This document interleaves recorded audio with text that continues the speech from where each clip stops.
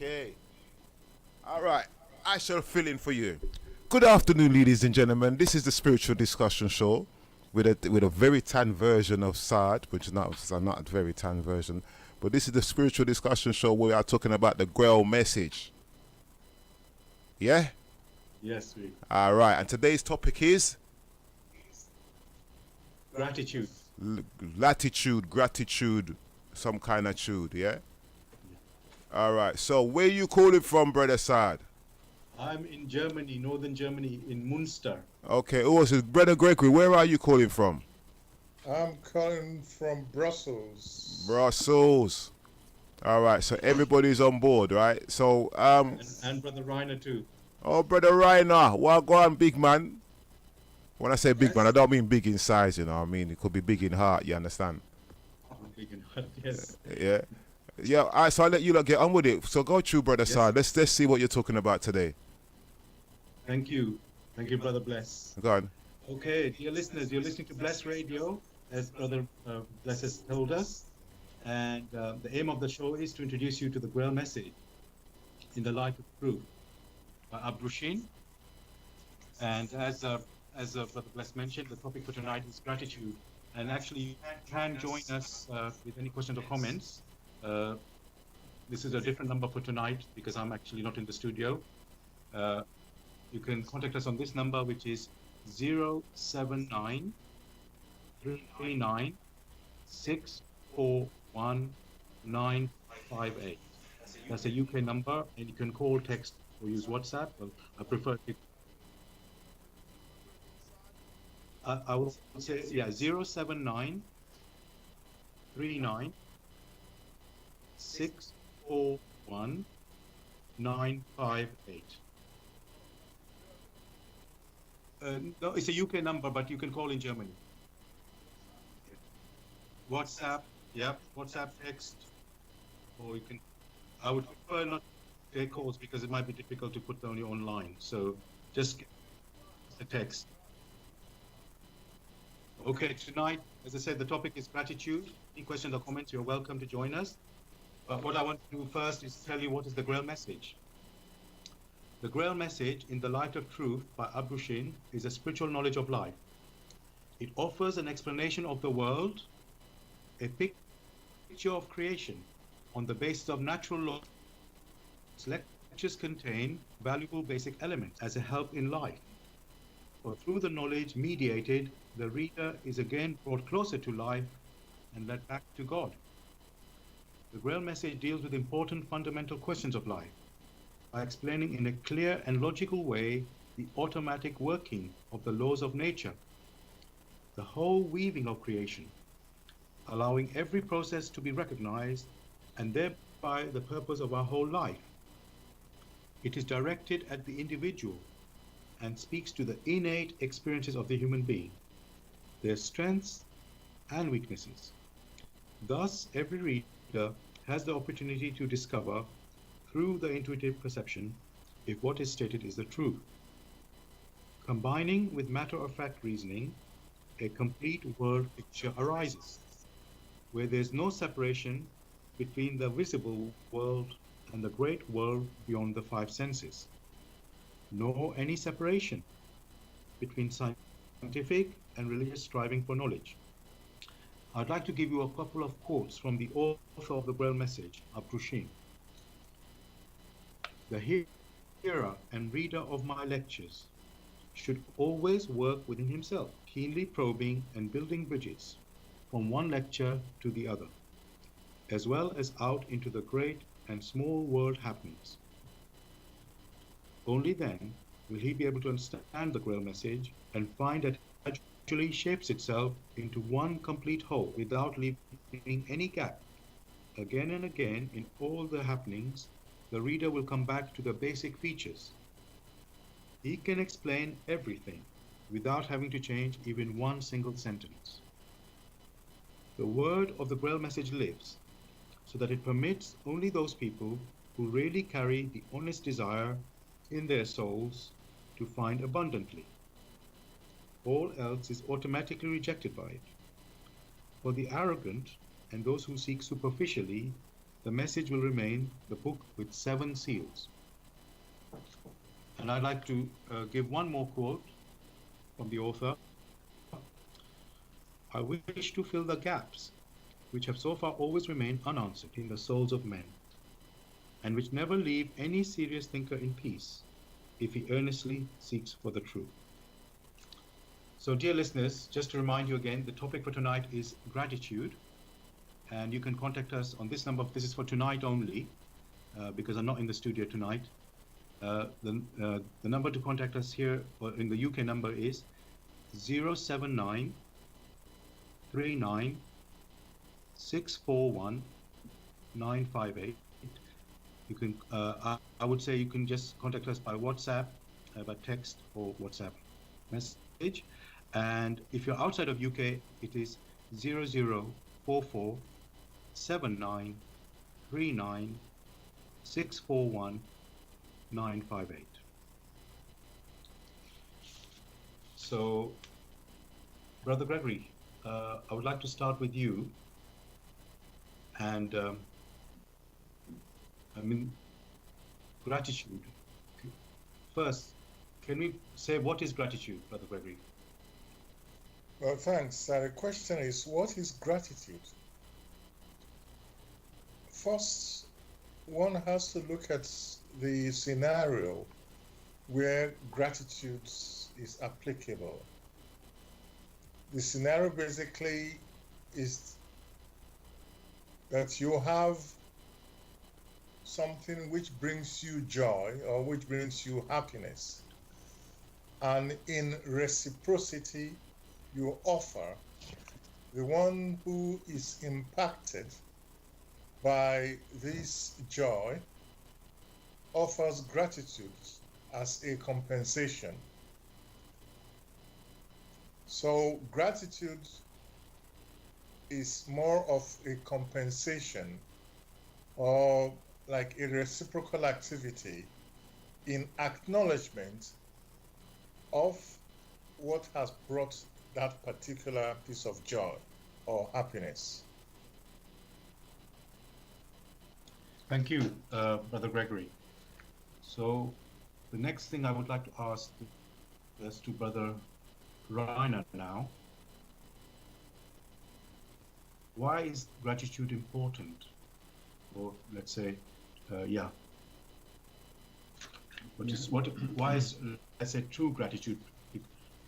I mean, it's such a big topic, this topic, that because now the word thanks is used a lot in common language, and the way it's used, you know, some people are genuine in their statements, some are just doing it out of habit, and others maybe looking for some favor rather than genuine in their, you know, when they say that word thanks or thank you. So Brother Rainer, can you say more about, you know, what is the importance of the saying gratitude, giving gratitude? Is it, why would you have gratitude? Okay, Brother Sard, thank you for the question. I hope everyone can hear me well. Well, I would say, as the previous, as Brother Greg said, when one man does something good to another man, helps him in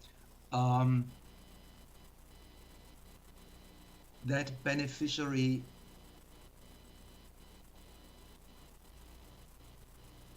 could expect gratitude, but he should not, because it's really up to the other person. But one feels somehow that would put things into balance again. If you do something good to someone else, it is very nice, it's a beautiful thing if you receive some gratitude, and it gives you a real uplift. It can give you really an uplift, a wonderful gaze from the other, in acknowledgement, you have helped me out of a very bad situation. So we have, and we are talking now about this relation of the one person to another person, one human being to another human being, and so the one who's doing good is the beneficiary, and the one receiving the goodness from the other one is beneficent, but the beneficiary, the one who does the good, of course, he should never do the good thing in order and calculating that he would get, or he should never do it expecting a recompensatory action from the other one. He should never expect gratitude, because it is completely the other person who received the good may for some reason not recognize that good has been done to him, and might often realize it after a long time. And after all, it is a free person still, and you cannot pressure him into gratitude. That would be a gross crime, in fact, to exert that pressure onto the other being. You have to be grateful, otherwise you are how do you say, not grateful? Ungrateful. Ungrateful. Either you are an ungrateful little child or you are an ungrateful person. Well, this is the wrong way of the beneficiary. If you do something out of your heart and you want to help someone, that is very good, but you are not allowed to expect gratitude for the other person, especially not over a long stretch of time, which can lead to a kind of enslavement of the other person. So let's be very clear about it. But then once you have received gratitude, you're the recipient of gratitude and you have benefited in some way. Of course, if it's an immediate thing and you have been helped out of a bad situation, you were in dire straits, of course you are grateful and you are so enjoyed that someone gave you that helping hand, and it's normal to say thank you. And that is, of course, a very rewarding thing. Yes. In one of the last lectures, we spoke about one person doing harm to another person and about the whole topic of forgiveness, which in this lecture, it's just the opposite. One person something good to another, and that relation to each other. So I think we have highlighted now one Yes. aspect. The beneficiary should not demand gratitude. That would be in gross infringement on the rights of the other human being. But we must say, like in the last lecture when we spoke, when you do something good, of course, the laws of creation, you always get a reciprocation from the laws of creation, quite independent how the other person reacts. So you will always get a reaction. And you might find that you have been good to a person which is not worth it, but that's a completely different topic, which might even slap your face for your goodness as a thank you. And then definitely you have to learn a few things, that it is not right to be good, to do good towards a wrong person. You should be very when you do good, but you must definitely learn to be good, to do it in the right places, very fast, and with a giving heart, a pure heart, because you want to help. But sometimes you can also give help in the wrong places, and I think where you get complete ungratefulness and slap your face, you have not been good in the right way. Yes. It's probably better to put it, you have not done good in the right way, because that person, to be good to that person, you might have to adopt some more stringent or harsher means. If I can give you an example, what happened to me recently, I helped one of my work colleagues to move house, and I gave my time to him. He asked me if I could help him to move house, so I helped him to load up the van and unload it, and I spent basically half a day of my time to do that, and I wasn't expecting anything back. Just thank you was enough for me, and even if he didn't say thank you, but that's not how he is. Obviously, we are colleagues and we work together, so that's all I expected, just a thank you at the most.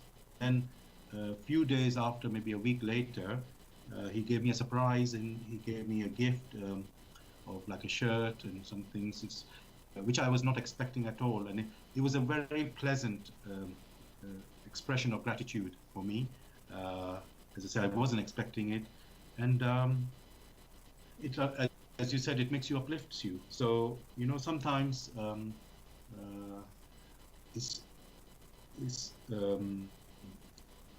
just beautiful to receive things. Not that, as I said, it can lift you up. And I was actually, and I didn't. If I expected anything, maybe a small thing, I didn't expect him to go this far.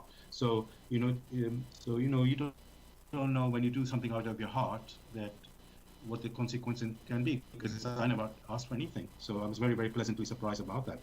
And so that was, you can be a very uplifting thing. I think. Exactly. And then I was when we started, Brother Reiner, the earlier question about is gratitude important? But we also know that some people, we say we should do it from our heart, obviously, when we give gratitude. And then there's others, maybe. We'll explore it now. So sometimes people just say thank you, just out of pure politeness. Unless you're in a shop and it's just custom to say thank you. Either the shopkeeper or the customer, and it's really just a phrase, an expression. So I would like to, and there's more I would like to explore on it. But what do you think about that?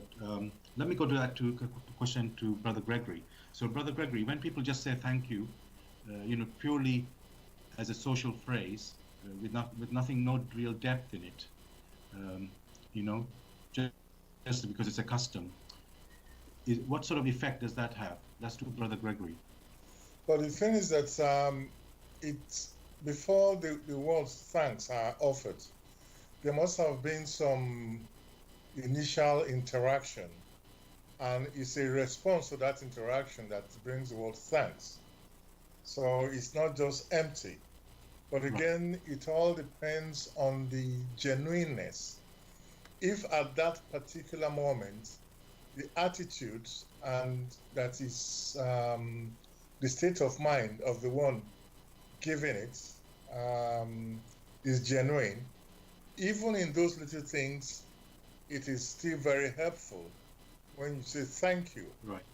Because the possibility is there that what's the person who initiated that action, the possibility was there that he or she could not have initiated it. So nothing is taken for granted. And for that action to have come into place and the receiver, benefits from it, elicits some joy in that receiver, which is a state of attitude or a state of the mind, whatever I care to call it, is the receiver that in response is grateful, genuinely grateful, because every little helps that has come his way, he or she is able to appreciate it. So the receiver in return now shows gratitude.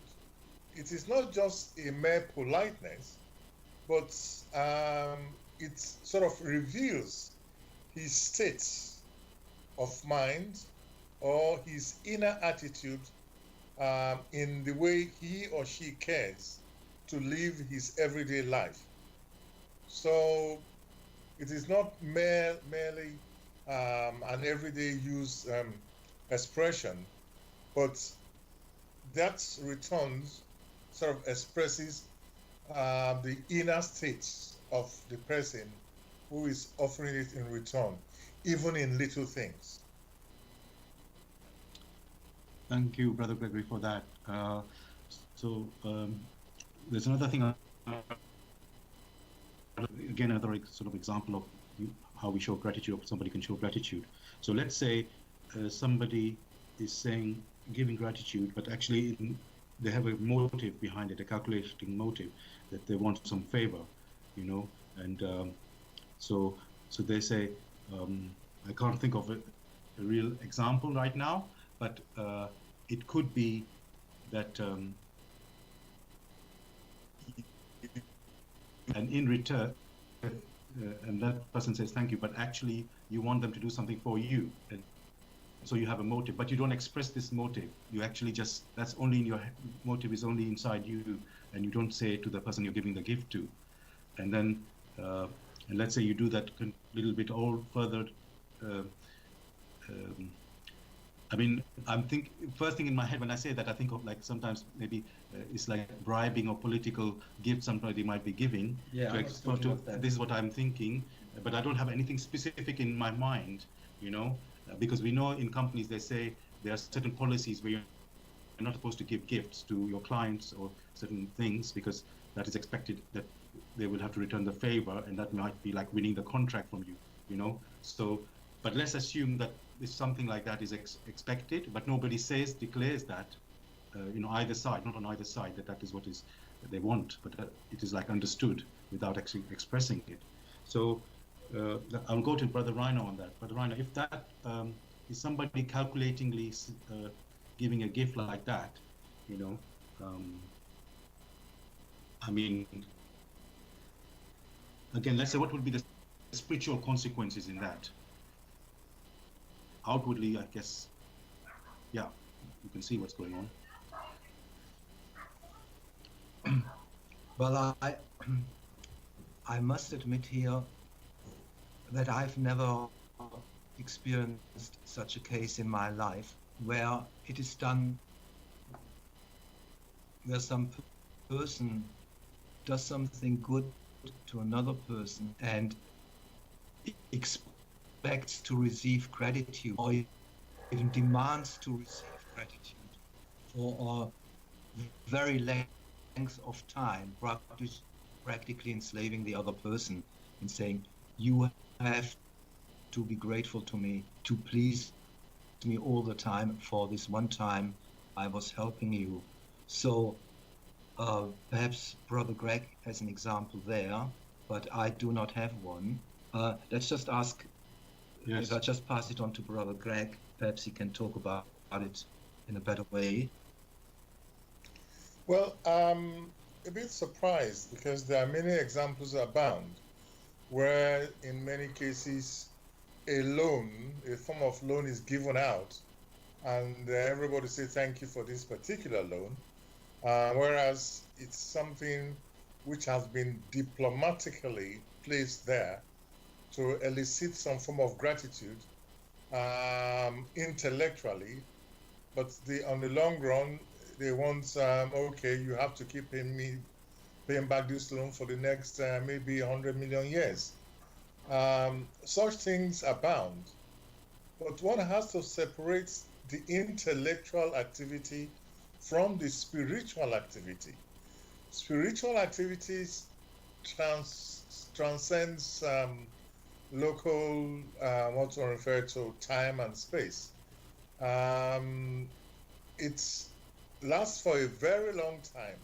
Not only on the physical plane do we see this thing being manifested, there are other non-physical where the manifestations take place. So you have a scenario where one has calculatingly, done something in order to get gratitude back. However, it is not directly so because he or she wants some other thing. It is done by individuals, it's done by companies, it's done by nations, it's done in many different forms. The key thing here is that these are very shallow activities, and at best one may only receive rewards in an intellectual manner. It doesn't go far enough, and therefore when the returns come back, they will only help those who must be internally open for it. So if one shows genuine gratitude and the person who is supposed to receive this gratitude is not internally prepared to receive the gratitude, according to the laws of creation through which everything came into existence, it will be that the returns will not find any homogeneous surrounding, and therefore will flow away, will not affect the receiver of that gratitude the way it should have affected it, were he or she prepared internally to receive it. So, as with everything, there is balance. There are checks and balances within the scheme, within creation. So even if people are playing diplomacy and things of that nature. Thank you, Brother Gregory. Did you want to say something, Brother Rhino? Yes, I think at least I want to clarify something, but I'm not quite certain if I agree with everything which has been said. I think we have to distinguish something like a loan, definitely, from an act of goodness which does not expect a recompense. With a loan, it's a business deal. I'm giving something. I'm giving someone a certain lump sum, and of course I expect the lump sum to be paid back at a certain agreed time. And of course I expect also an interest to be paid back after, as it is being arranged between the two parties. So it's a business deal, and that has nothing really to do with gratitude or with an action of simple goodness, and we should really distinguish those things. Just to come in there, I think Brother Gregory was talking of an example where somebody asked for a one-time loan outwardly, but actually they're expecting further loans later and continuously. Am I correct, Brother Gregory? This example you were quoting was, I think, like that. Correct. So it's not a one-time favor, it's a continuous favor, but they don't even say that, they don't declare that up front. They just expect it from you. So, I mean, yeah, so it's like, just like you use the, go on. You see it from the point of view of the beneficiary. Yes. He's asking for money. Yes. He's getting the money, and then he goes on and asks for more money, and asks again for money, and asks again for money. Well, may I also, come in? That was not the scenario, strictly. The scenario was you have someone give something to another, and but in a calculating fashion. Sorry, Brother, just repeat because we missed it. Just start it again. I said we have someone who is doing another a favor, but in a calculating fashion. All right, and knowing that the receiver is going to offer gratitude. However, the receiver is not fully aware that the giver is going to be expecting so much to last for such a long time. You say, okay, I gave you a loan to help you, and the receiver said, thank you very much. But that person who received the loan will keep paying back interest for the rest of their lives, all right? Or maybe the giver of that loan will start asking all sort of things in due course. Those are the ones we are talking about. And this is what happens, I mean, mainly in diplomatic circles. Even after the deal had been fulfilled, but they keep asking because they will say, oh, don't forget I gave you this loan, even after that loan had been repaid back many times before, I mean, over. So that means the person who gave the loan gave it in order to trap the other person so that he will keep reaping things in the near future or even in the far future. That was the scenario Mr. Brother Sard was talking about, and that's what I was referring to. Okay, thank you. Thank you for clarifying that. I definitely didn't realize that that's how what you were talking about. That exactly the giver who's demanding favors, and not the person who asked for the original, what appeared to be the original for help at the beginning. It's not him who's lacking gratitude. It's the person who's giving. Is actually demanding further favors. So thank you. So it's okay. So basically, it can work both ways. That's what, in a way, what you have said showed there, that people can demand the giver can demand and the receiver can demand,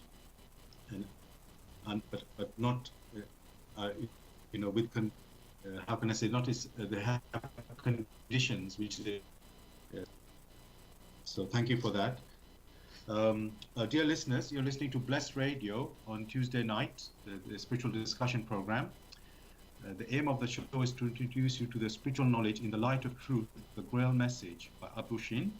And we have a topic every week. The topic for tonight is gratitude. We'd love you to join in our discussion. Any comments or questions? Now, I've got a different number for tonight's show than our usual number. It's still a UK number, and I prefer if you can contact us by text or WhatsApp. The number is UK number 079 39 641 958.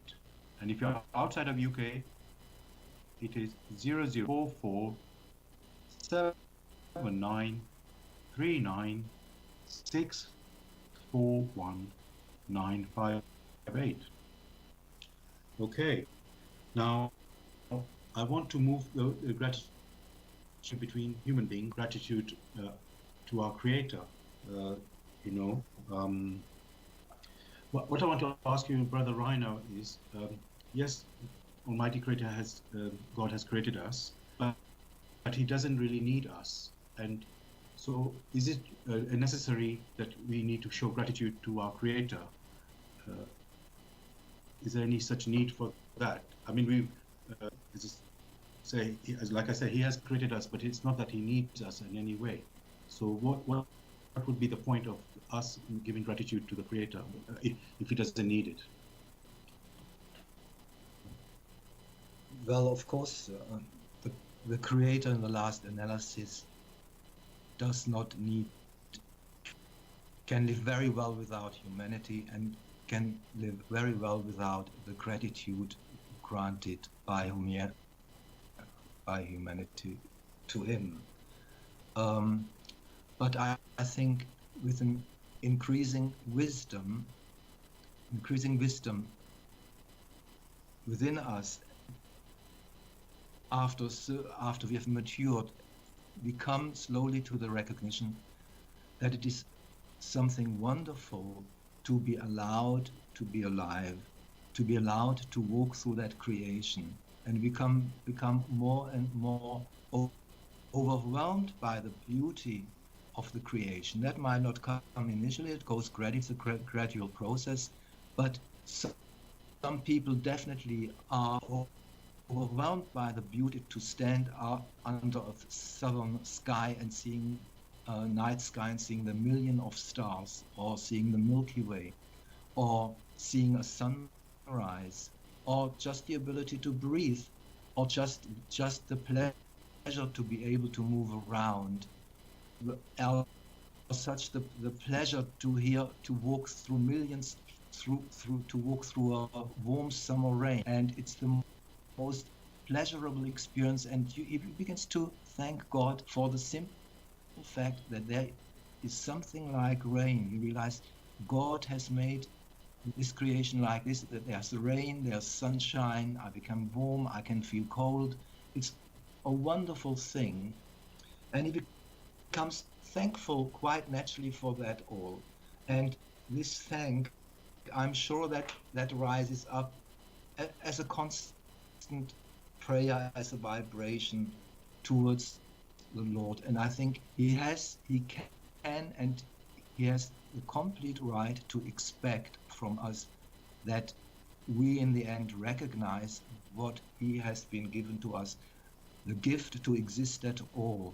And I think that's the very fundamental thing. We have received from him the gift to exist, and to develop a consciousness here, to become conscious, and to be so ungrateful. I think no human being with any pure heart developing can stop for being grateful for the greatest gift we just can receive, which is to be allowed to live and to exist. So I think, yes, he has a right to expect it. Of course, he can very well do without him, but we should also be thankful because we definitely can do without God.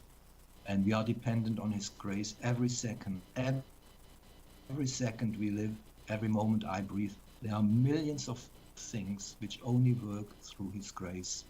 So just to clarify, because I don't know if what I heard exactly right. So you're saying we do need to be grateful to God, and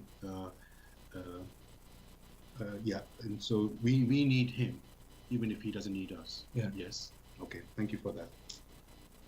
Now, Brother Gregory, following on what Brother Ryan has just said there, he mentioned prayer. Would you say that is one way to express our gratitude to God? Well, then the word prayer has to be understood in the proper context. Prayer, one way or the other, is one channel which one may express gratitude.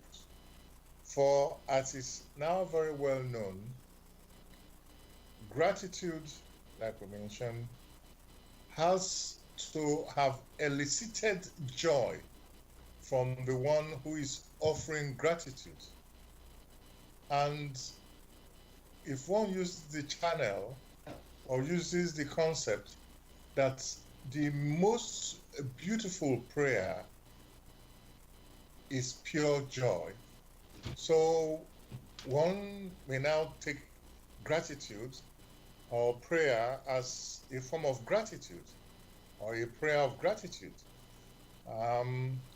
But one is not saying prayer should be a demanding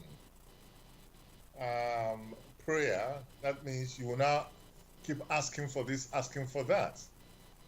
One is referring to prayer here as a compensatory value filled with thankfulness for the joy that has arisen out of one in experiencing all the blessing that has accrued to the one who is now giving gratitude. So yes, prayer, the correct prayer in the correct attitude, which expresses itself in pure joy,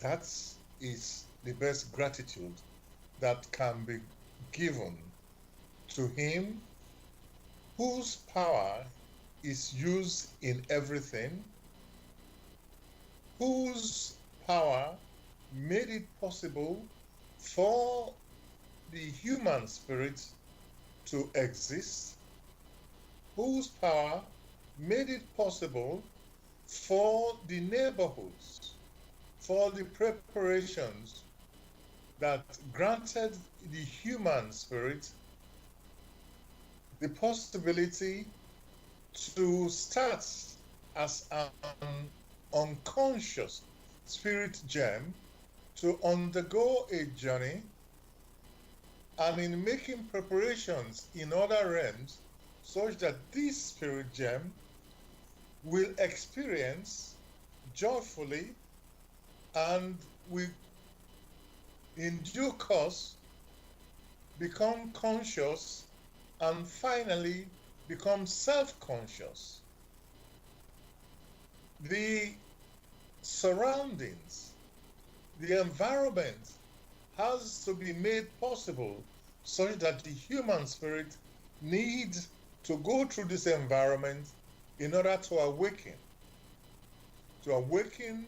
the abilities which have been planted within it.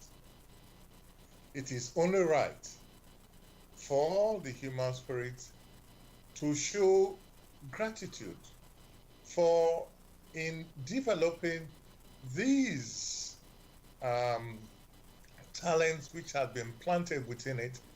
It will come to fruition and it may then live joyfully. Are you there, Brother Gregory? Yes, I am. Hello? Can you hear me? Okay, I think we just lost Oh. Brother Gregory there. Thank you, Brother Gregory, for your answer there.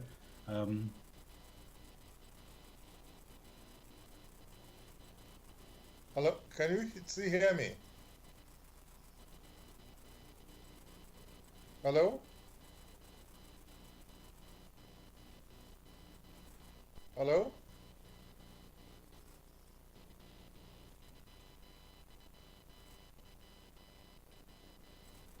Hello?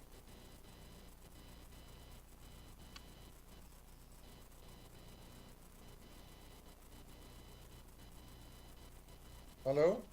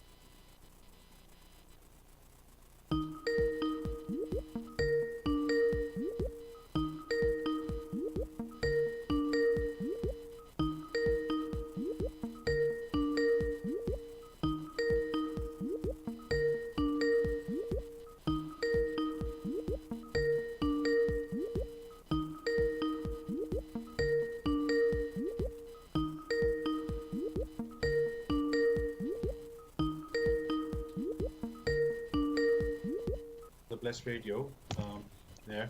Yes, it's yes, coming now. apologies Yeah. that, yes, we actually lost the internet connection on our side, so apologies for I that. see. Okay. So we're back. Thank you, Greg, for waiting, and sorry, listeners, for cutting out.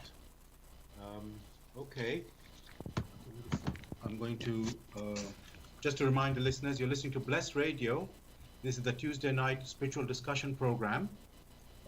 And the aim of the show is to introduce you to the spiritual knowledge in the light of truth, the Grail message by Abrushin. And the topic for tonight is gratitude. You can join us with your comments or questions on this number for tonight, which is a UK number. It's different from our regular number. And the number is, you can text or WhatsApp. The number is for UK 079 39 641 958. I'll repeat that. That's 079 39 641 958.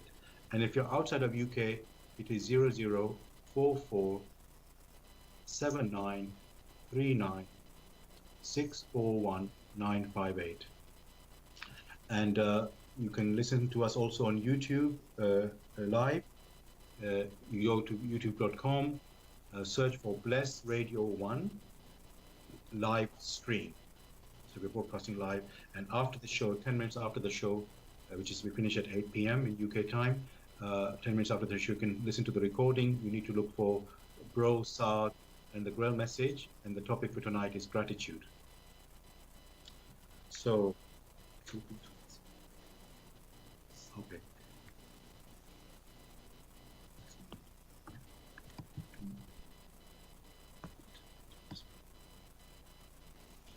Okay, Brother Rainer, I think I've got a question for you now.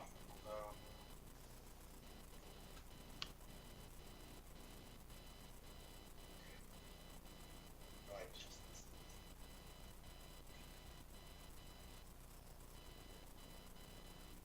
Okay. Just to check, Brother Gregory, can you hear me?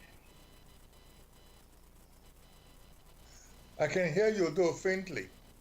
Okay.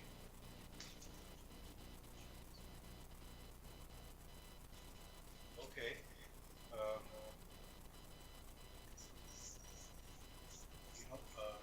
Brother Rainer, we've been saying. Sorry.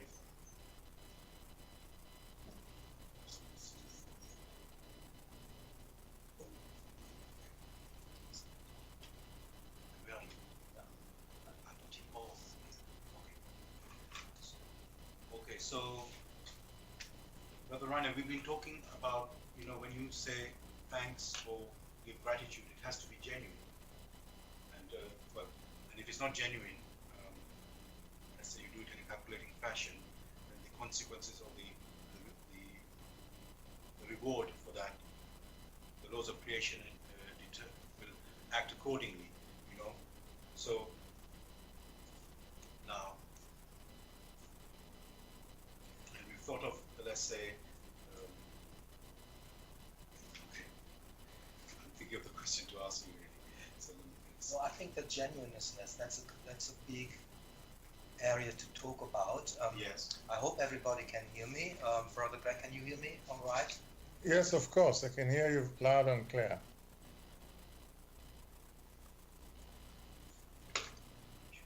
Brother Gregory, can you hear me? Yes, I can hear you very well.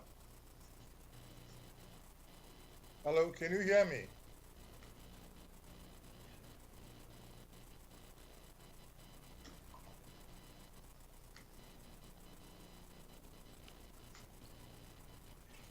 Hello. So, gratitude is such an important topic, and genuineness.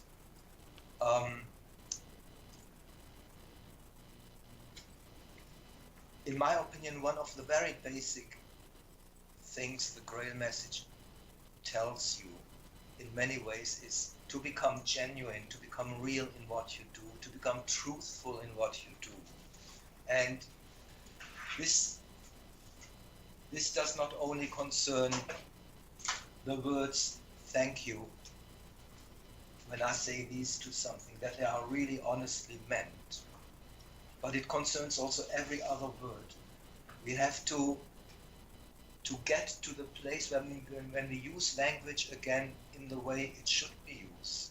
We use the words in the way they demand to be used and they want to be used. And that is that our intuition is in line with the meaning of the words. So if I say thank you, I really mean thank you from the bottom of my heart. And the wonderful thing, what the Grail message tells you, that each word and the intuition with which the word you speak create immediately a form. And in fine matter, not a visible form, but an invisible form, but which is nonetheless can be experienced by the way you pick up the atmosphere, or how you feel next to a person, or how you feel when you are in company where lies are being spoken, or if you are with a person which is deceitful in its way, so the words he speaks swing differently from his intentions underneath, because he tries to deceive you. You feel very uncomfortable in the presence of such a person. If you are sensitive enough, so we've definitely got the organ to experience insincerity, not being sincere. And in this case, so the good thing and the important thing is for us that everything is in line, that we inwardly, our intuitions are of the same nature as with our words, and then everything is in harmony, and we feel easy, very easy doing it ourselves, and we actually set into creation something very beautiful. We set a form, an invisible form. And this form, if it's a pure thank you out of the bottom of the heart, really is a vibrational form that rises upwards like a prayer to the luminous heights, and as a reciprocal action on the beneficiary to whom we say those words, a blessing ripples down again. So on the one side you have this upper movement from the expression of thanking someone, and that emotion goes upwards into more luminous, or into the luminous heights, and from there a blessing descends. So we must really think, when we say thank you honestly, we offer a blessing as a return to the other person, and the other person is really blessed in that way. And this can only happen if we are truthfully thankful and express it. Then if we are not thankful, other forms will arise, because there's a conflict between our saying thank you and the way our emotions are. And then the tone also changes of the thank you, and it might be an insult, or the other person says, I can say thank you in a million of ways, and we know when it's almost this insult, or there's just that perfunctory, or as an empty word husk, not meaning anything. But if it is meant honestly, and the word is truthfully, is appropriately applied, then very good things arise of it. And one of the very good things is that a blessing descends on the beneficiary. Now this thing, of course, extends to all other words. In whatever we speak, our intuition and our thoughts should be in line with the words we use. That, of course, would stop any lying, any deceiving going on. It's a very simple thing. Just be true to yourself and speak only those things you intuitively feel inside of you, and which are in line with the way you think. And then you would have with a very simple means, you would have an honest world where everything would be good. There would be no deceit, no diplomatic intriguing. It would be a world where I can where trust could enter again, where I trust the other person because I know the other person speaks the truth and he means the things he says. And if he does not mean the things he does not say it. That's of course an ideal, but we definitely have to go towards that ideal. Thank you, Brother Reiner, for that. I mean, that's a major thing what you've just said there. So what you're basically saying, what is in your heart or what's in your soul must come out with those words that you speak and not mask what you actually feel. And some people could say, you look at somebody's body language, but you're talking more than body language because you're saying, it's like it's the vibrations that are coming from you. People can sense it. And so it's not just the body language that gives away what somebody, outwardly they say certain words, but body language speaks a different language, so to speak. Okay. It tells you other words. Right. And of course, body language is an important thing, where we just realize, which we interpret even without consciously knowing it, but our spirit really reacts all the time to the body language, to the facial expressions, to millions of things, which indicate to every tone in the voice, every inflection of the voice, where we can make out that the other person is not honest at that moment, or that I have to be beware. And of course we have to know that we live in a world where there are wolves and where there are liars and where deception is going on. And we must become so aware, or awake, I think Brother Greg uses always the word awake. We must be so far awake that we recognize when we are approached in a dishonest way. And then we can really quite clearly say, no, I do not want any contact with you, or I do not enter in any business deal with you because I know what you speak, that is not honest. And that's it then. Okay. Thank you, Brother Reiner. Now, Brother Gregory, I've got a question for you. Should we show gratitude to our enemy? Is that not hypocrisy? Someone who's your rival or another country, say, can we show gratitude to somebody who's like an opponent? That's to Brother Gregory.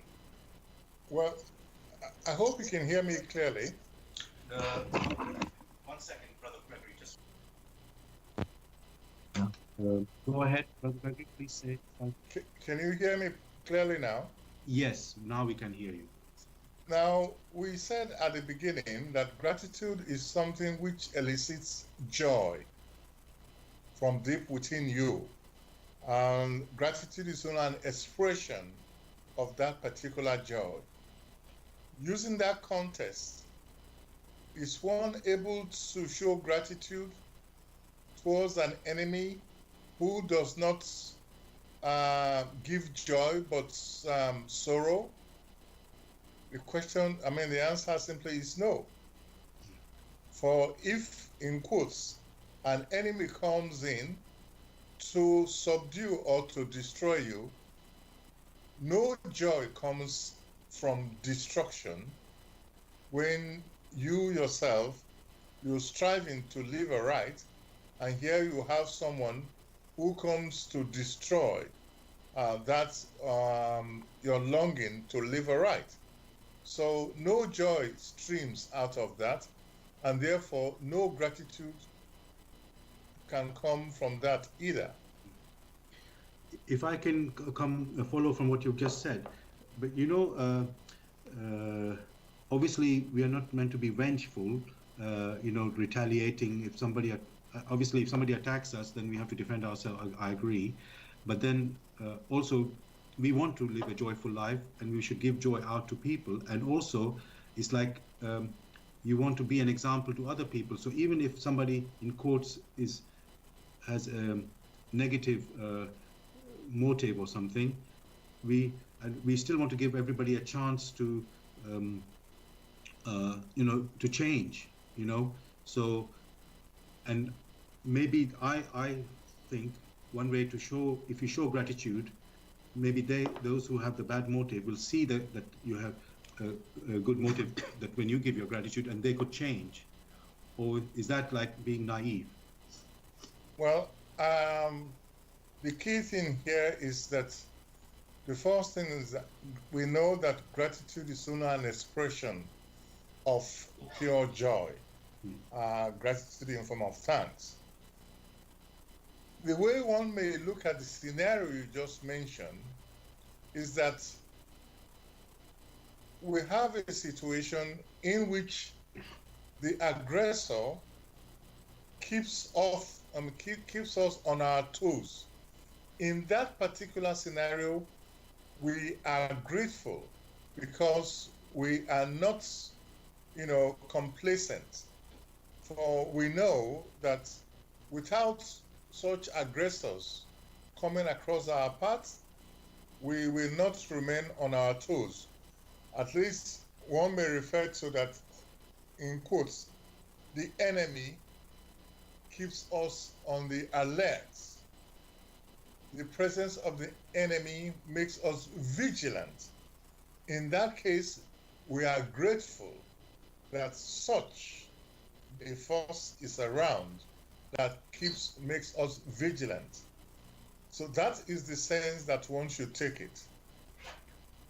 Thank you. So it sounds like when you have nature, one animal eating another animal, and and the animal that catches the I'm thinking of an example. Let's say a tiger catching a deer.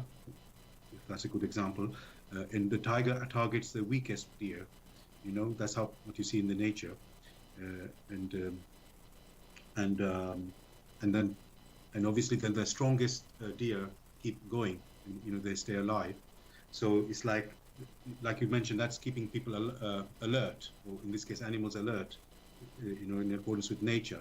So as human beings, obviously we're not meant to eat each other or anything like that, but other human beings endangering us keeps us also on the alert. Would you say that? One may say that other human spirits, by their nature, unconsciously in whatever they are doing, keeps us on the alert and makes us vigilant.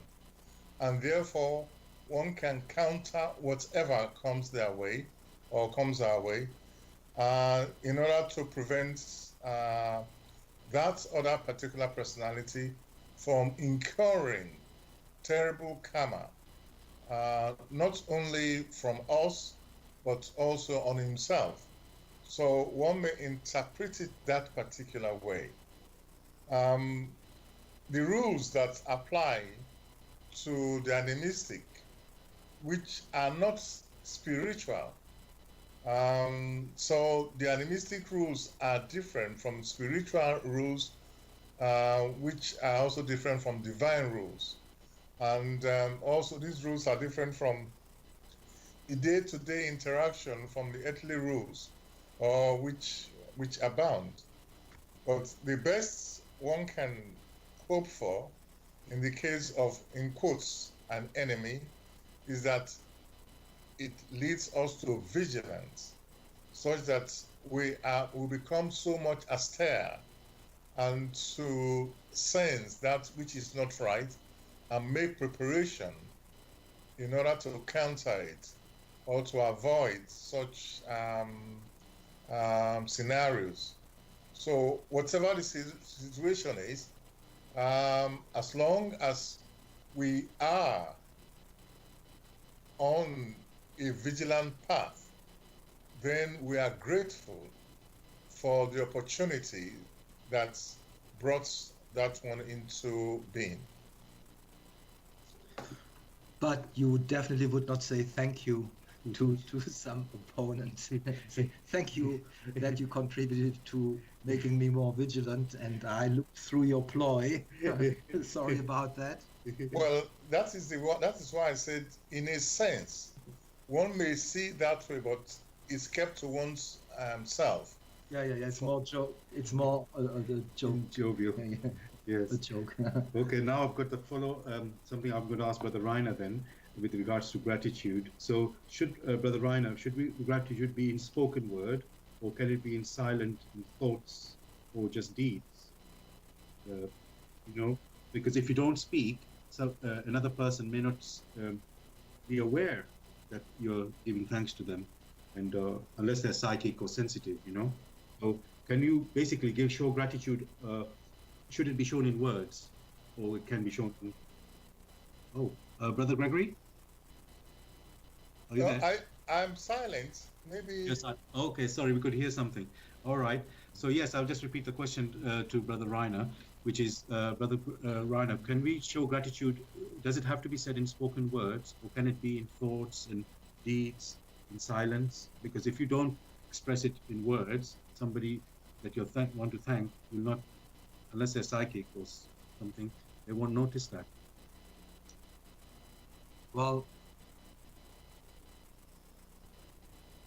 that's a difficult question. I'm a little bit at a loss, but I think we definitely can say, even if you cannot express it in a word, in words, and you do not meet the other person, but you know the other person, that inward state you have, this inward joy it gives to you, that of course goes its course, and that inward joy just rises up into the luminous heights and comes back as a blessing.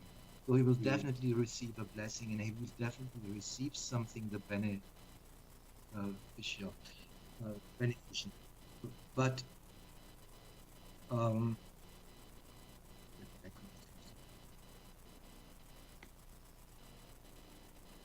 But if you can express it in words, of course you get the whole power of the words with it. And we talked before about if intuition or emotions and words are in line, that's then something very beautiful. That word glows, that word vibrates in that intuition, and that of course is, I think it is preferable if the beneficiary sees your joy in your eyes and receives the words in person. But definitely I can imagine many situations where you cannot express it in words. Sometimes it's even very difficult. I know that I'm not a very grateful person myself. Looking back on my life, I try to figure out when I've been honestly thankful to another person, and I must say I couldn't think of so many occasions. But I know one thing, for example, sometimes I'm really grateful when I hear a song that is a Stevie Wonder song or something, and I think, all the world, I really thank him that he's put this wonderful melody into this world, and it really lifts me up. It gives me so much joy, and I think this joy really reciprocally benefits whoever it was, let us say Stevie Wonder, and he feels it, that he's a man who is appreciated and he's loved, and he gets this feedback through the unknown networks of creation, which I explained in the Grail message. But definitely there's a communication which does not need words, and I think lots of blessings reaps such a person who puts such beautiful objects as beautiful songs are, as for example, it's a beautiful song. And so yes, thank you, Brother Ryan. And of course, Stevie Wonder is worldwide known, well-known artist. So it's not only you benefiting from his music and singing. The world is also benefiting, and you could almost say he's been put in the world. I mean, let's say God gave him this talent, and he was born even blind. Yeah. I think, if I remember correctly, one story. As I say, I can't say I promise this is absolutely correct, but I think his mum cried when she discovered that he was blind. But he told his mum, because obviously she thought he can't be very useful in the world. But I think he told his mum that, I can't say exactly the word what he exactly said, but it was like she should be grateful, really, that, and of course he's proved it, how great he has become, and so something which outwardly looked like there was a weakness or disability, maybe actually pushed him to become the big man that he became, and he's become, and it's like, and all of this, I will say, all these people. I mean, the important thing is I think he has made the world a better place with his songs and with Yes. his lyrics. And he has shown us many things. There are, of course, other people which are probably as famous as Stevie Wonder, which I do not appreciate that much because the songs lack the goodness, and I've never felt to say thank you for that song. In fact, I said it would have been better this song did not exist, although that very person is very famous. So I think if you set something good in the world, and wherever you elicit gratitude and you elicit joy, the joy simply to listen, and that joy falls back onto the beneficiary. And the mechanism is explained in the Grail message, how it does. You are joyous and your heart is uplifted listening to the song, and you suddenly feel an overwhelming joy. I love this man, the purity, and I wonder, where did he pick up this melody? How could he reach this heavenly melody and bring it down on earth and make it sound out on instruments here on earth? And you just say, thank you for making my life more beautiful, that you added something to my life. My life would be purer if you hadn't existed, if you hadn't written that song. And I think that's the important thing. And also for us, it is important as a general rule to do things which uplift other human beings. It can be, of course, on a material level, but then you will always reap thank yous from many people, which even perhaps you've never had contact with, but I think something falls back on you. Thank you, Brother Rainer. Dear listeners, you're listening to Bless Radio. It's the Tuesday night spiritual discussion program. The aim of the show is to introduce you to the Grail message in the light of truth by Abdul Sheen. And you can also listen to us on YouTube. If you go to Bless Radio 1 live stream, we're there right now. And after the end of the show at 8 p.m. UK time, 10 minutes later, we can hear a recording.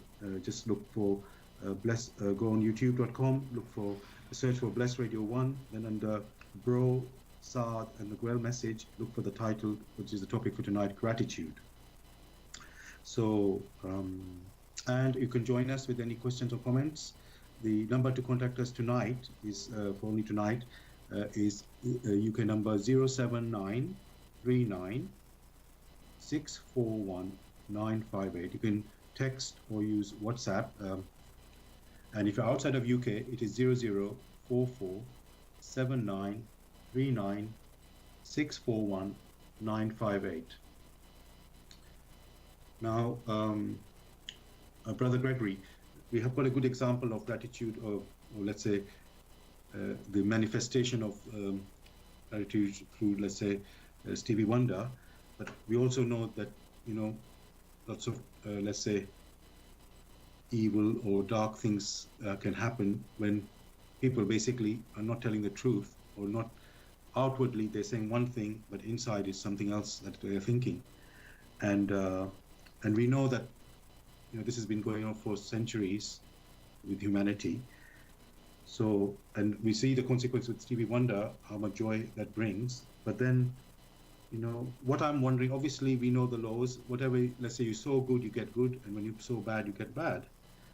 But then how long does the effect of this, the good or the bad last? Because, for example, we could say Stevie Wonder, his music will be there even after he passes on, and people will enjoy it. And we already know other, let's say, classical music or other big names of the past, their music has lived on for, centuries later. So, and then they're still having that good effect, you can say, on the human beings on the earth. So, similarly, people doing, let's say, evil things of the past, their results are also carrying on. Now, would you say, this is, I'm just trying to clarify the question within myself. So, can the evil sort of continue continuously? And because the good has its own result, and the bad has its own bad result. So, will it carry on forever? Like the good can carry on forever, can the bad also carry on forever? That's my question to you, Brother Gregory. The consequences of the bad, let me say. Thank you very much. I hope you can hear me very clearly. Yes, very clearly, yes. Well, when the good is mentioned, this is only with the context of the laws of creation through which everything came into existence. Whatever swings unconditionally within the laws of creation, or whatever is in harmony with the laws of creation, will persist forever. The bad, which does not swing unconditionally within the laws of creation, will only persist for a short period of time. It seems that the bad continues to persist because there are many other human spirits who give a constant supply of energy to such terrible things in order to maintain them. But those things are not in accordance with the laws of creation, and before long, those things will have to perish, because there comes a time where they cannot continue with a supply of energy to make them stay for a very long time. Whereas that which is good, which came from on high, will continue to receive the blessings, the power, and the energy to ensure that things continue, such things which swing unconditionally within the will of the Almighty. So the bad will perish because it only has a short span, and those bad things only persist here in the world of matter.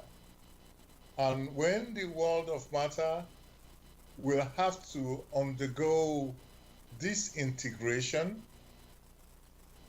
then that which is bad with it will have to also go through such disintegration.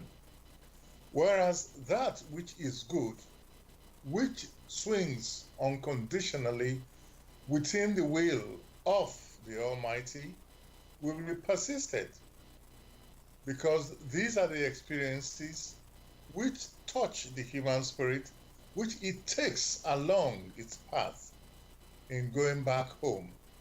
So the bad will not exist forever.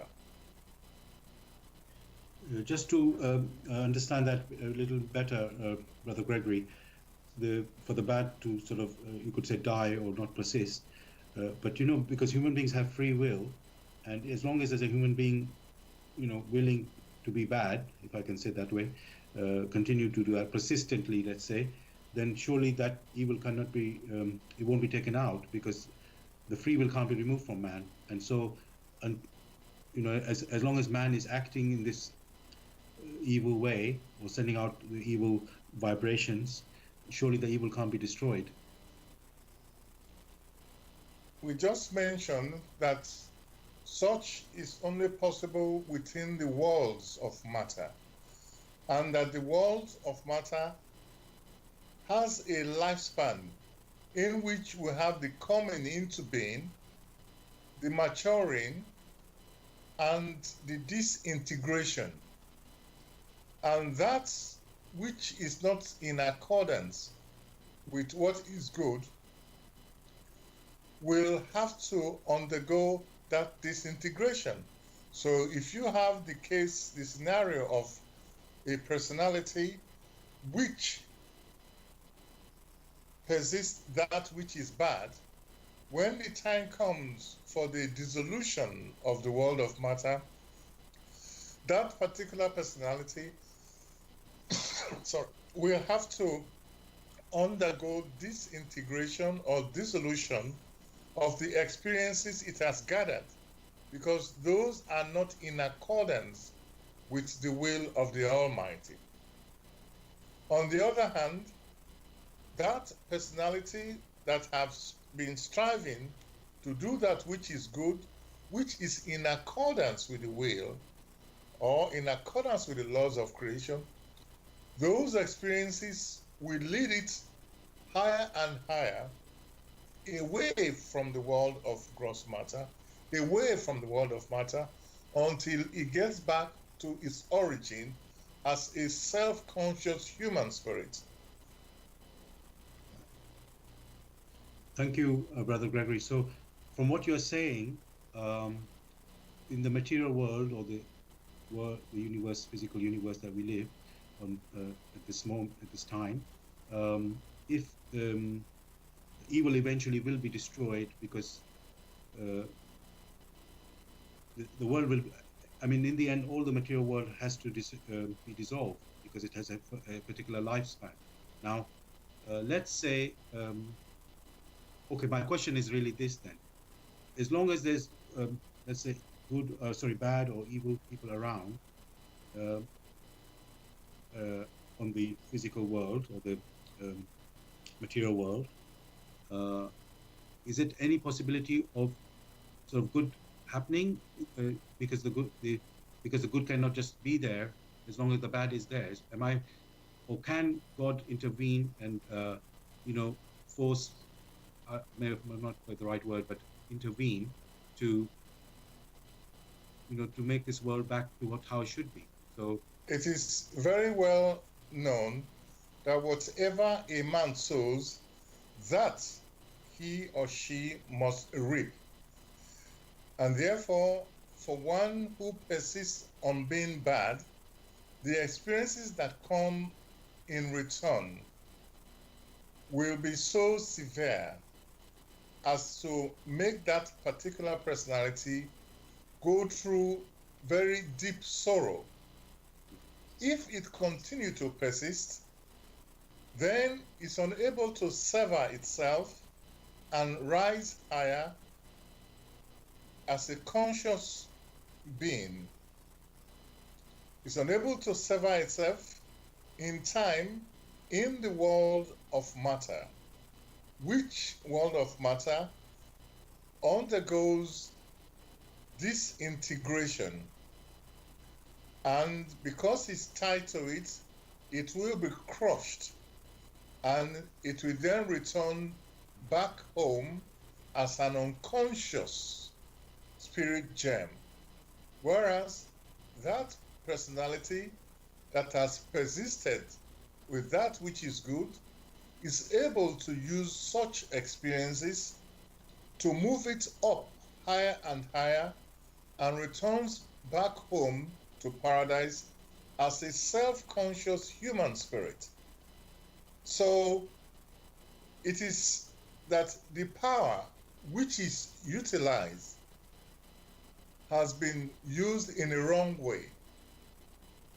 And in that particular scenario, that personality that has bound itself must redeem himself before the dissolution or the disintegration in the world of matter. If he's unable to do that, then it is done for. So one has to look at these things on the long run, what happens. Thank you, Brother Gregory. I'm going to focus back on the topic for tonight, gratitude. I know we slightly explored a bit different things there. So now... slightly is a euphemism. Okay, all right. We okay, went to the end, the disintegration of the universe, yes. Which probably leaves many a listener perplexed. Okay. But I think we leave them perplexed. All right. Thank you. So, okay, Brother Rani, let me go to you now. Okay, so going back to gratitude now.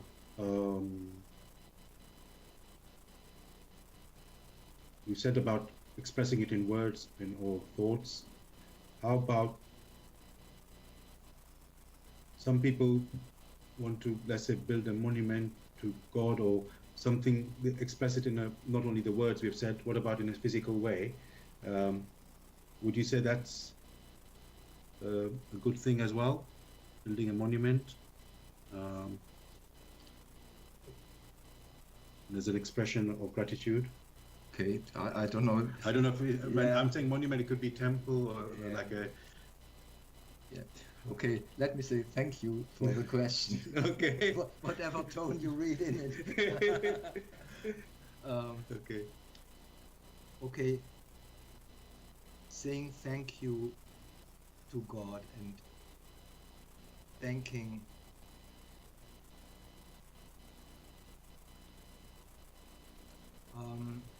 I think this is a very difficult and at the same time a very easy question. How I see it is the greatest gift and the best way to say thank you is to enjoy living and do God and be conscious that there is a God and you joyfully do the deeds which you have to do, the deeds which bring upliftment to others and upliftment to humanity. That's the greatest way. And this everyone can do, whatever he does at the moment. If he programs a good piece of computer software, or if he builds a building, or if he makes someone's shoes, if he makes good shoes and the customer is satisfied with this and loves them, and he has taken a fair price for it, I think that is pleasing to God if it's done with a joyous heart and not with the attitude, oh, I hate my job, I dislike it, and I think I'm being underpaid, and I do not want, and all this kind of things of in discontent. I think saying thank you to God is being content and thankful for what we can experience at any moment in time and be joyful in our activity. So what about the cathedrals which have been built and the temples? Of course, they are wonderful things if they really celebrate, if they are really built to show the greatness of the Creator and as a thank you to the Creator. Well, everything we do should at the same time have this other purpose to be a thank you to the Creator. But then there are these sacred places, I say that with some reservation, the sacred places, like a cathedral. And of course, I would say if that is not built for another purpose, like to give the city a very important building to attract tourists or something, or to say simply, oh, this is an imposing building, but it's really made simply to be absolutely beautiful. And through this beauty, it is almost like a prayer, that building, which is pleasant to God, but it must be done, it must be built by the architect, must be designed with an thankful heart and a joyful heart that he can exist and that he has the chance to bring such a building into existence. Like we said before, Stevie Wonder brought something into the world. A great architect can bring wonderful buildings into the world, and they can be stunning in their beauty, and this beauty itself of the building of course celebrates God. And yes, that answers the question. We can say thank you to God, to buildings, to beautiful buildings, which are then of course imposing and stunning with their beauty, and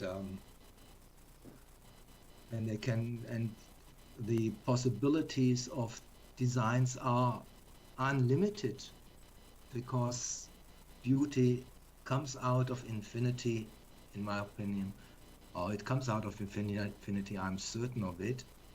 It's received, and because it is infinite, it can have infinite different manifestations. So we do not have to cling slavishly to past beautiful buildings. We can develop new shapes, and if they swing in the laws of creation, and if they adhere if we apply our aesthetic sense, or our sense of beauty, then of course with any such building we celebrate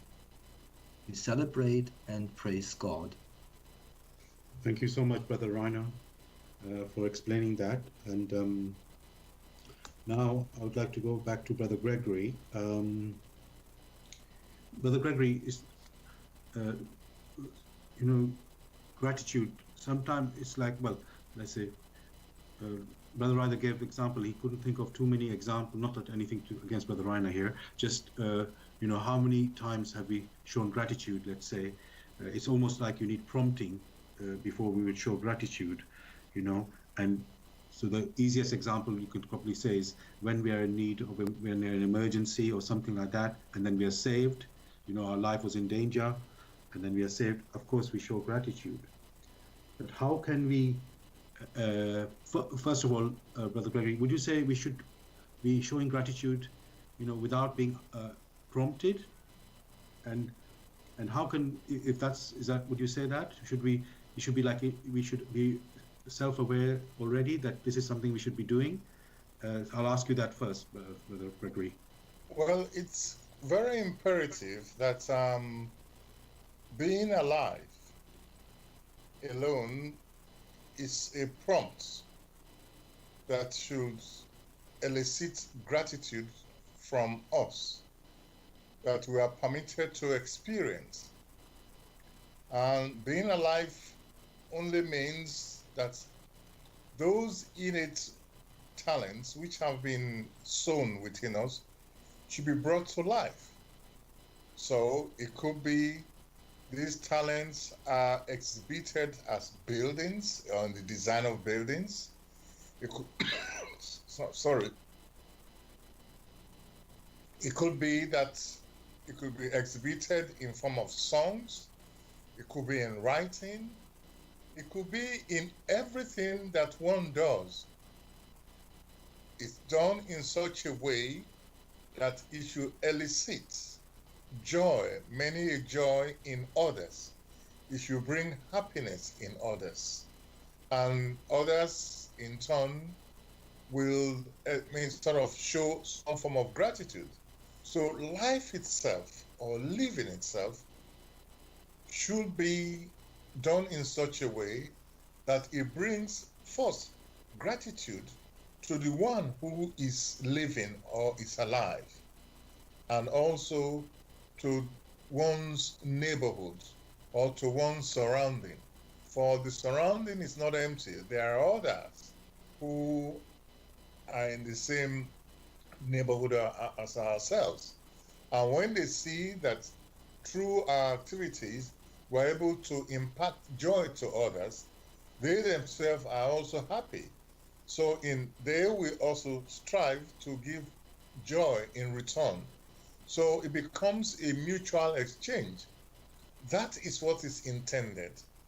That any activity one is engaged in, as long as it's done in such a noble way as to sort of show that indeed there are genuine talents which have been implanted within us, and that we're making the right effort to bring this talent to fruition, then the process of doing that, which brings us joy, that is gratitude itself.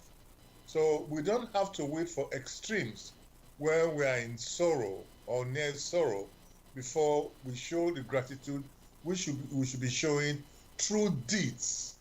In fact, gratitude should be shown in deeds, in the proper utilization of the time and space which has been granted to us to mature. Thank you, Brother Gregory. And so I just want to, maybe I'm going to put it to Brother Reiner here.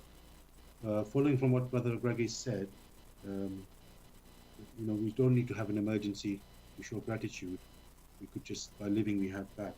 So would you say that is like a duty of it being a human being, that we show gratitude? Or is it something like that, or? No, it is definitely not a duty. I mean, let us say, take the Stevie Wonder example again. He writes a beautiful song and he picks it up out of heaven, and you've got this heavenly melody, and he writes this heavenly song. And he puts it into the world. Now, of course, millions of listeners do not like the song, and some like it. And that might be all kinds of reasons. That might be not bad reasons that they are bad persons, but they might be on a different wavelength. They might be just not mature enough, or they are perhaps inclined to a completely different direction. They just do not like pop songs or something. And so Stevie Wonder has of course it never will come into his mind to demand gratitude, or to say there is a duty of the listener to show gratitude. Every artist knows that there are people who dislike it, and people who are indifferent to it, but some people like it, and those who like, their joy in this music is the gratitude. It's an immediate response. It is, you don't have to prompt them. You listen, you experience something beautiful, and the reaction of joy is immediate, much more. And if you need prompted, there's already something wrong, and then probably the emotion never elicits the emotion of joy. So one can say no one in his senses would require another person to be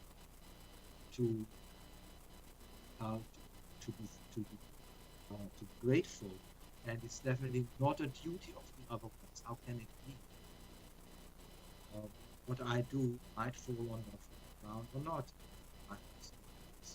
but get thank you and blessing from the ones who say, this moment in time, I think it's a beautiful present, who have enriched my life, who have added some music to my life, and have also uplifted me in many good ways. Now, I think that explains it very, very much. Thank you for that. Is there anyone here who would like to share something with the Grail message with regards to tonight's topic of gratitude? Gregory, share? Not today. Not today. Okay, fine. I think I would like to not share something of the great message, but something I just remember about Stevie Wonder, Yes. which I read in Hillary Clinton's book. And that was after she discovered that her husband had this affair with Lewinsky. Everyone knows that she went into a deep depression. She only wore huge sunglasses and refused to speak about it. Later on in one of her books, she described those moments in her life. And she said that Stevie Wonder came to the White House and he played a song for her. And she said she doesn't remember anything. She only remembers that she always moved closer to Stevie, and was almost at the end sitting right next to him. So you can read that in his book, and that has given her so much hope and strength that things, after all, will turn out in a good way. And having her given that that balm of the soul through his music and through his being, and there is really a moment of great help to another human being. And this is, and surely she has expressed that thankfulness in many ways, and also through writing this wonderful passage in one of her books, which she just wrote after the Bill Clinton presidency. Thank you, Brother Rainer. Now, this is to Brother Gregory now. I've talked about gratitude not being a duty. What about it being a virtue? Something like a good characteristic of a human being. Is that, would you say that is a virtue, gratitude? Gratitude itself is not a virtue, for the virtues all come from above. These are specific features. Gratitude is only a compensatory value for what one has received and is expressed as joy or happiness. So one would not say gratitude is a virtue.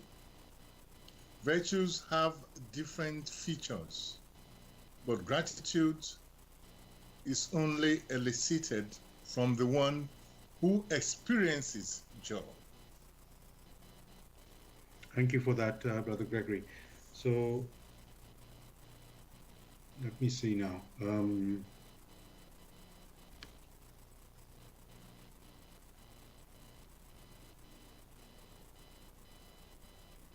mean, we've discussed so many aspects now, and just thinking. And do you want to say something, Brother Ryan? No, I think we have talked pretty so much about gratitude, Yes. and so we almost. Okay, let's say, what is our task? We, as a human being, I mean, okay, we can also talk about the laws, just to remind our listeners. No, wait a second. I think this virtue thing. Oh, you want to go into that? Deserves some elaboration. All right. So Brother Greg said, okay, gratitude is not a virtue. Essentially, it's a compensatory action. Yes. To restore a balance again between the beneficiary and who received the act of goodness. Yes. So it's not a virtue, and let's take a virtue, for example, like truthfulness or constancy, which are generally regarded as virtues. Now, truthfulness is something you should be all the time, at any moment in time. And if you know the Grail message and you know the laws of creation and know what happens as a result of our actions, the consequences of the actions, you know that you never can go wrong being truthful. And when you say something, so even if clever philosophers say, oh, in some occasions it might be better to say a lie, and they come up with very constructed cases. In fact, I think you never are better off saying a lie, and it always comes to light. And if too many people say lies, no one trusts anyone. So if you want to fob off someone with a lie, he just pushes you aside because he says, just be quiet and I'll check for myself. So this is the thing. I think one difference is that a virtue should be applied all the time, and that virtue leads upwards. Whereas gratitude is a limited in time thing. You can be only grateful when you have received something good. The only exception, of course, is God itself, because we receive all the time, every moment. We receive everything from God, so there we can be all the time grateful. But also here we can decide against it. But virtue is something, I think, in my understanding, virtue is something I adopt the virtue, I try to be virtuous, and I should be it all the time. So that's a little bit to put a little bit of depth onto that, because we have not explained what actually a virtue is in more detail. And I want to follow on what you're saying there about being truthful, because if you're always truthful, there's at one point a danger that you'll be attacked and killed, and you're putting yourself in danger.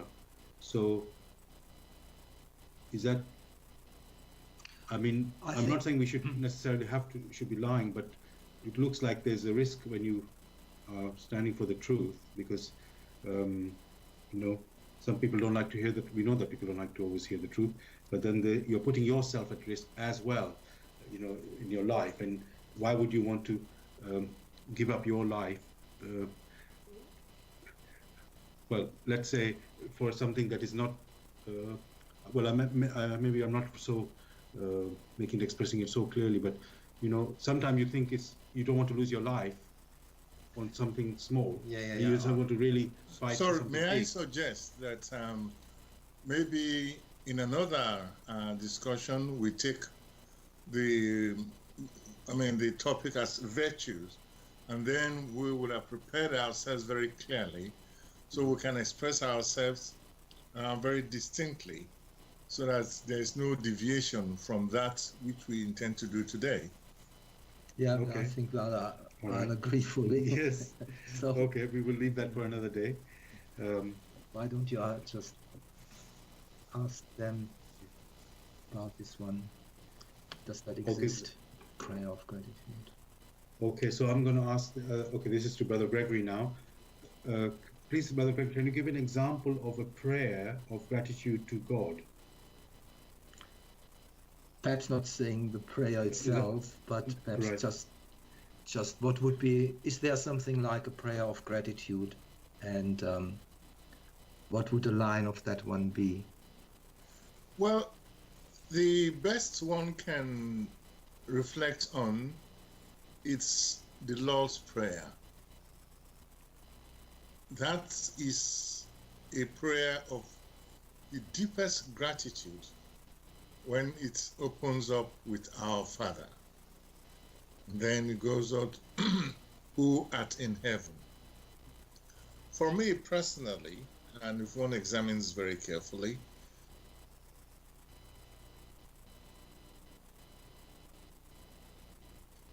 a human spirit who has the right attitude is ever or will ever be capable of uttering in pure joy, because it contains all that the human spirit living in creation, or the human spirit who strives to live aright, should utter in gratitude for being permitted to experience all this.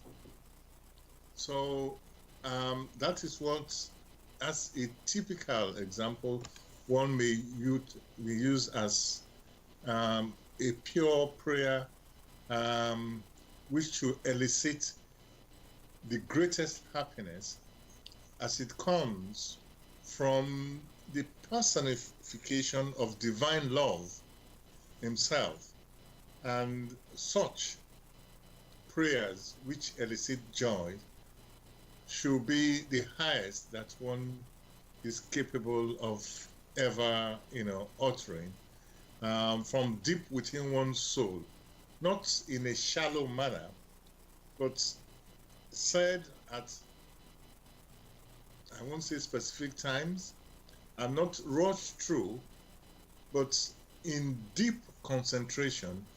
That is the best prayer that there is, or the best gratitude that there is.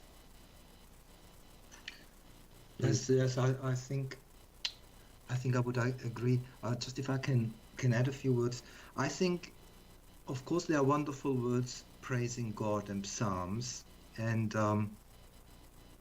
you can use such psalms or lines in prayers to thank God for the goodness you received. But I think the most easiest and most wonderful thing would be, or is, if your whole life becomes joyful. In that moment, it is a prayer.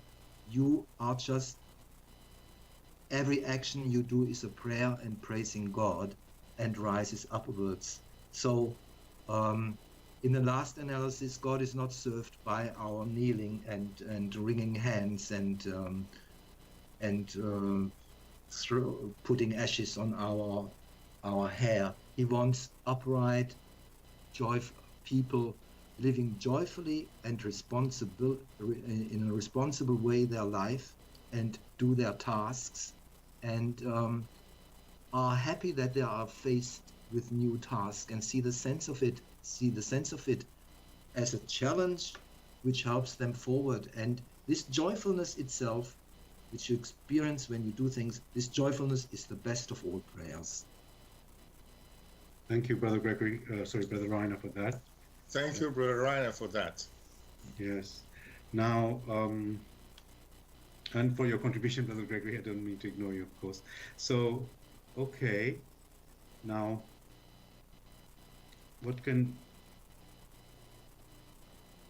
just want to,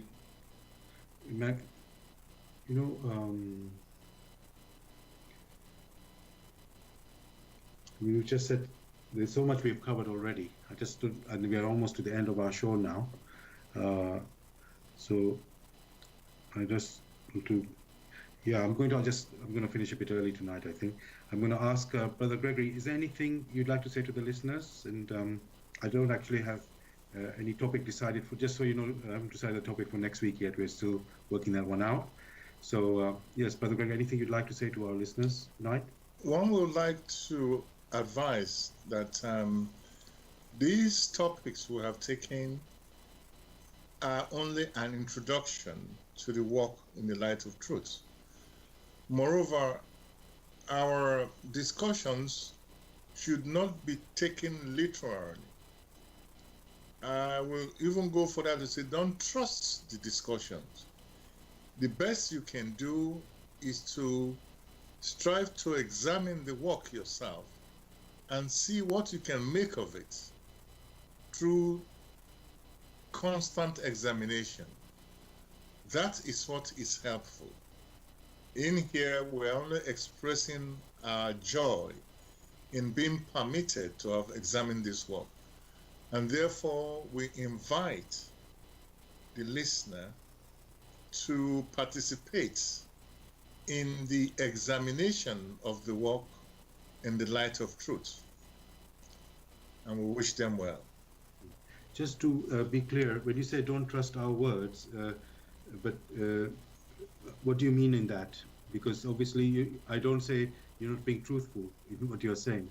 So no, what do you mean by that? What one means is that don't be complacent and take the words just like that. One needs to reflect on the words and see whether these words or these expressions fits the laws of creation, whether they are helpful to elicit joy. For once you take things trustingly without examination, you end up using the standards of other people, whereas that means you are standing on stilts. But once you put the words aside and examine for yourself, the process will be such that you are able to take out that which is wrong, which you must have had here or there. Even the words of the message itself must be examined. So what one is saying is that examine what we have discussed. If you have the capability, examine the words of the message if you have the capability. Then, in the process of rigorous examination, you will come to trust, but not just accept things because it has been discussed and you feel happy about it. Thank you for clarifying that. Thank you very much. That's very good words. Brother Ryan, anything you'd like to say to the listeners? Well, I would like to say goodbye and have a good week. And we will be online or broadcasting again next week, Tuesday, 6 o'clock. Thank you. And looking forward to see you there. Thank you for that, Brother Reiner. So from me, Brother Sard, I want to also thank you listeners for joining us tonight. Hope you enjoyed the discussion. Hopefully we gave you some insights into what the Grail message talks about. And of course, we really do invite you to examine the Grail message yourself. You can find it online. You can Google it. Also, we know there's a website you can go to as well. But which is the one we tell you, but you can go elsewhere as well, which is the website is www.grailmessage.com. And we hope you will join us next Tuesday. We will have a new topic. At this moment, we haven't decided that yet, but we really will be glad for you to join us. And of course, we welcome your questions and comments. That makes the discussion so interesting for us. And we hopefully help you answer your questions. All the best, everybody. Have a great week, and thanks for listening tonight. All the best.